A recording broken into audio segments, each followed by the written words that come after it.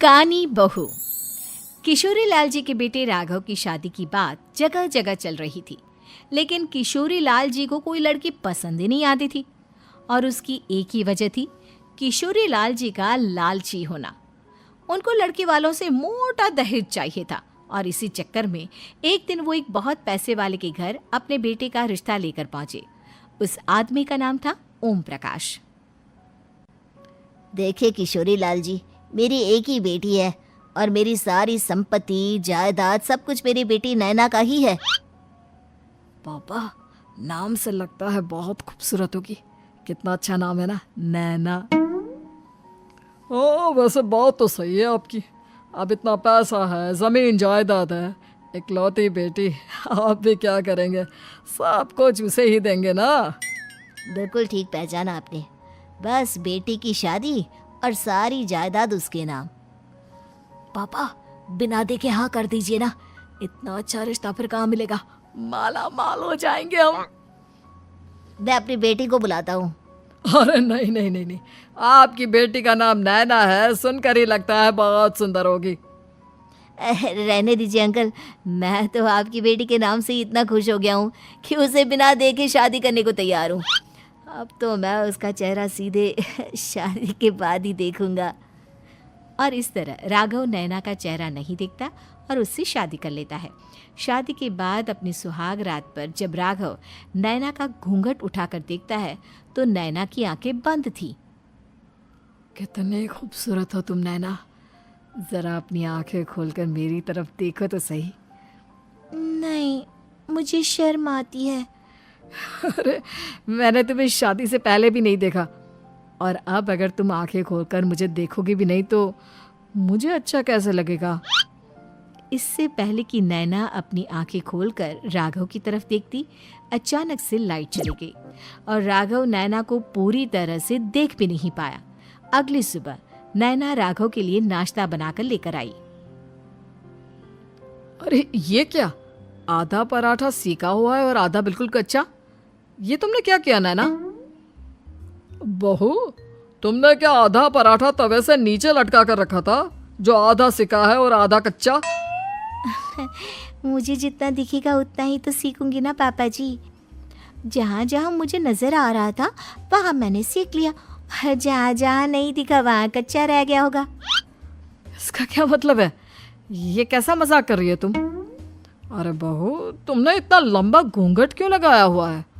देखो, हमारे घर में बहुओं को बेटी की तरह रखा जाता है, और फिर तुम तो इतना सारा माल लेकर आई हो। देखो, ये घूंघट डालकर रखने की कोई ज़रूरत नहीं है। हाँ नैना, पापा जी ठीक कह रहे हैं, तुम तो आराम से रहो, अपना ही घर समझो। नैना अचानक से अपना घूंघट उठा लेती है। अरे ये क्या पापा, नैना की तो एक आंख फूटी हुई है। नाम से नैना, लेकिन ये तो कानी बहू निकली।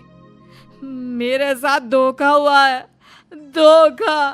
बिना दिखाए अपनी कानी लड़की मेरे संग ब्याह दी। मुझे कानी बीवी नहीं चाहिए। मुझे अभी ओम प्रकाश जी से बात करनी पड़ेगी। आखिर उन्होंने मेरे साथ ऐसा किया क्यों? अरे, आप लोगों ने ही तो पापा से कहा था कि आप लोग शादी से पहले मुझे देखना नहीं चाहते। अब मेरे पापा पर क्यों इल्जाम लगा रहे हैं? अरे लेकिन उन्हें बताना तो चाहिए था ना कि तुम कानी हो, एक आंख से तुम्हें दिखाई नहीं देता। किशोरी लाल और राघव नाराज होकर ओम प्रकाश को अपने घर बुलाते हैं। पापा जी, ये आपने क्या किया? शादी से पहले बताया क्यों नहीं कि नैना की आंखों में परेशानी है? अरे, आप ही ने तो लड़की देखने से मना कर दिया था। और लेकिन आप बता तो सकते थे। आपको तो हमारी बेटी की प्रॉपर्टी चाहिए थी, वो भी पूरी की पूरी। अब क्या हुआ अगर उसे आधा दिखाई देता है? प्रॉपर्टी तो आपको पूरी मिल गई ना। अरे ये क्या बात हुई? मेरी शादी प्रॉपर्टी से नहीं, आपकी बेटी से हुई है। अब ये तो पहले सोचना चाहिए था, तब तो मेरी प्रॉपर्टी देखकर तुम्हारी जुबान लप लपा रही थी। लेकिन मैं कानी लड़की को अपनी बीवी बनाकर नहीं रख सकता। पापा, कुछ करिए ना आप। हाँ, करता हूँ। देखिए ओम प्रकाश जी, आप हमारे साथ ऐसा नहीं कर सकते। और तुम देखो, अगर तुमने मेरी बेटी से शादी तोड़ी ना, तो जो भी प्रॉपर्टी मैंने तुम्हें दी है वो तो पूरी की पूरी वापस ले ही लूँगा, और आधी प्रॉपर्टी तुम्हारी भी लूँगा। अरे मेरी आधी प्रॉपर्टी भला क्यों लेंगे आप? इसलिए क्योंकि मेरी बेटी को आधा नजर आता है और उसकी नज़र अभी तक तुम्हारी आधी जायदाद पर ही पड़ी है। अब तुम उसे घर से निकालोगे तो कुछ तो लेकर जाएगी ना। और अगर हम आपकी बेटी को अपने घर की बहू बना कर रखे तो? तो तुम्हारी पूरी प्रॉपर्टी तुम्हारी ही रहेगी, और जो मैंने तुम्हें दिया है ना, उसमें से बस मैं आधा लेकर जाऊंगा। अरे लेकिन अब आप अपनी दी हुई प्रॉपर्टी में से आधी वापस क्यों लेकर जाएंगे? अगर मैं आपकी बेटी को अपनी पत्नी बनाकर रखने को तैयार हूं तो? इसलिए ताकि भविष्य में अगर तुम मेरी बेटी को धोखा दो तो उसके पास कुछ तो रहे जो पति का हो। वैसे मेरे पास तो बहुत कुछ है, लेकिन अपने पति की कोई निशानी तो उसके पास होनी चाहिए ना। अब अगर तुमने मेरी बेटी को कानी कहा तो तुम्हें प्रॉपर्टी भी कानी ही मिलेगी, पूरी नहीं। जमाए राजा। किशोरी लाल और राघव समझ चुके थे कि वो बुरी तरह फंस चुके हैं और अब उनके पास वहां से निकलने का कोई चारा नहीं है। अब समझ में आया ना, लालच बुरी बला होती है। एक तो तुम्हें प्रॉपर्टी मिली, ऊपर से बीवी मिली, उसमें तुम्हें नखरे भी दिखाने हैं। आए बड़े, चुपचाप बैठो दोनों। कुछ दिनों के बाद नैना राघव की कार लेकर बाजार घूमने निकलती है और जब कार लेकर वापस आती है, ये क्या? एक तरफ से मेरी गाड़ी पूरी खराब हो चुकी है। लगता है तुमने मेरी गाड़ी को किसी दूसरी गाड़ी के साथ एक्सीडेंट किया है। अरे अरे कितना बड़ा नुकसान कर दिया तुमने बहू। वो क्या है ना पापा जी, मुझे एक आंख से दिखाई नहीं दे रहा था, सामने से गाड़ी आ रही थी। मुझे तो सिर्फ आधा ही दिखाई दिया और वो गाड़ी मेरी कार से रगड़ते हुए निकल गई। अब मैं क्या करूं बताओ? आप इसे ठीक कराने के पैसे कौन देगा? तुम्हारे पापा। तुमने मुझसे इस तरह से बात की? अभी रुको। नैना राघव की शिकायत ओम प्रकाश को कर देती है।